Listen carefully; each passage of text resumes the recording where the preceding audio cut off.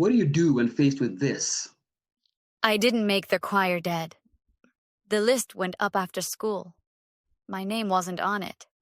Hello, everyone. This is DadPrep, the channel that prepares you for fatherhood. My name is Voyo, and today we're going to talk about what do you do as a father when your child is hurting, when the child has just received some bad news, some devastating news, and they need you to console her, console them, and and that is obviously something that you're going to face as a father.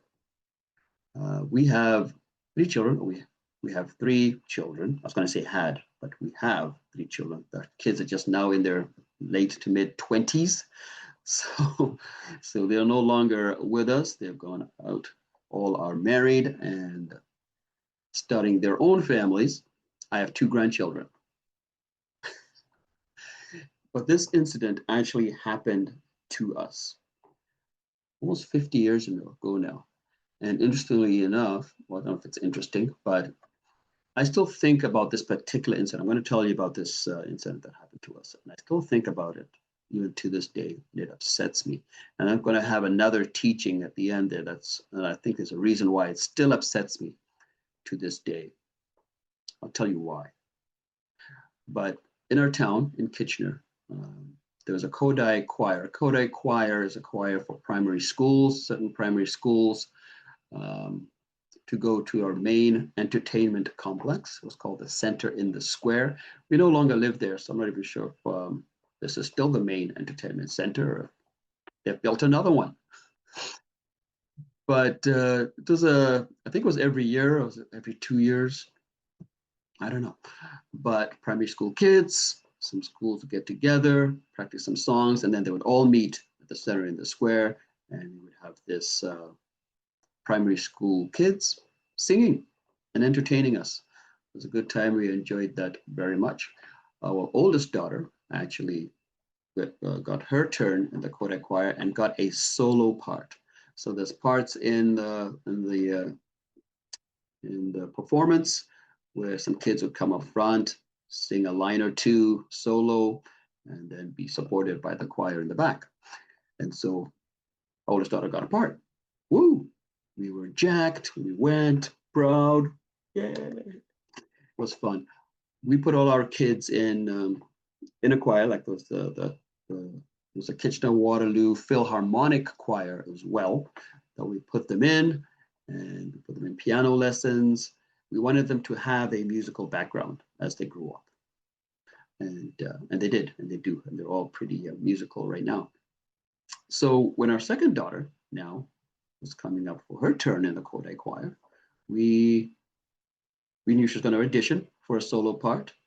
And one of the reasons why this particular incident was upsetting is because she was promised a solo part. She was told that she was a shoe-in by her teacher, the teacher who was doing all the auditions.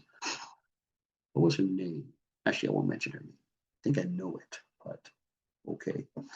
She was promised. She was told that she was a shoe-in to get this solo part. So we're like, okay, great. We're going to have another one of our kids doing a solo at the Kodak choir. We were jacked. Then I come home from work because we knew this was the day that we're going to get the news. And no, she didn't get the part. She's upset. Obviously. Now I'm upset that she didn't get the part. But it's one thing to audition, and okay, when you audition, some will get it, some won't, and you're prepared for that. You learn, you move on.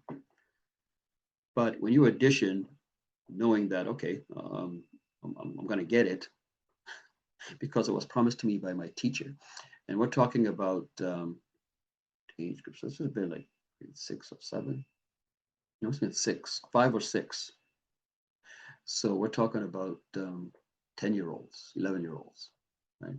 Now you mean what can this is a potential for a lack of trust in authority figures to happen when someone in authority tells you that you're going to get something and then you don't get it.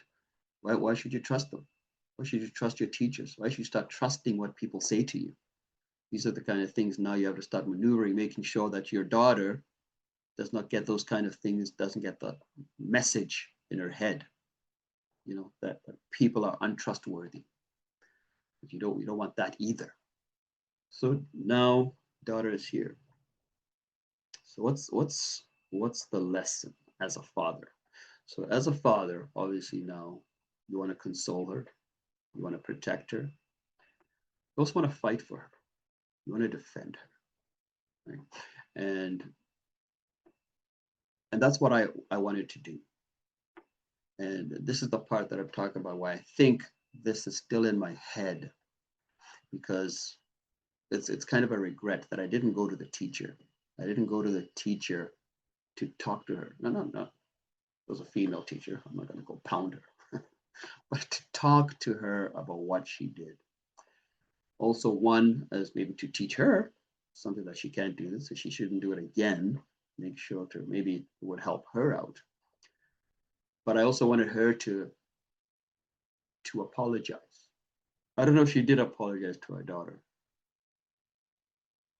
I don't think she did. But one thing I didn't do is go talk to her, and I should have done that. Here's the deal. As a father, something I wanted you to think about as a father. When your child comes to you, when our child came to us, children, when your child comes to you with something that is a devastating news, something that has upset them, like, acknowledge their hurt, acknowledge that they're in pain, acknowledge that they're devastated. The worst thing you can do is to do things like, like say, oh, there'll be other parts, dear, or at least it didn't kill you, or make comparisons. There are children being bombed, children being killed. All you got was you didn't get the part. You can't do that. So one, acknowledge their pain, acknowledge their hurt. Sometimes the best thing you can do is say nothing and just hold them and hug them. Next thing you want to do is to encourage them. You want to make sure that they do get back on the horse. You want to make sure that they do try again in whatever it is that they want to try. That they do audition again. If it's another part in a play, in a choir, sports team, whatever it is, there's always a chance that they will be cut from the team, or from they won't get the part again. But you want to encourage them. And one way to encourage them is to tell them that the fact that they tried out is what makes you proud. As a father, you are proud of them because they tried. They gave it their all. They didn't get the part. But that still makes you proud of them. It's not the fact that they get the part that makes you proud, though that's also what makes you proud. When our daughter was there singing, the year or two prior, doing her solo part, we were proud. And but we were also proud of our other daughter who tried out. She just didn't get the part.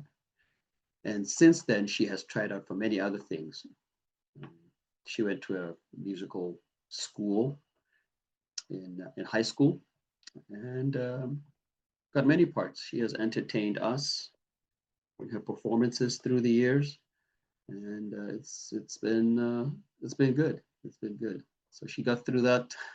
She got through that, I think, better than I did.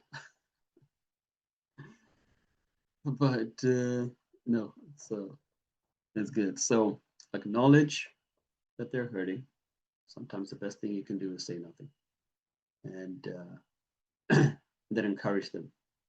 Try again by telling them that you're proud of them, because that's really what they want to hear. It's really what they want to hear, is that you are proud of them. Think about the things that got you through when you were a kid.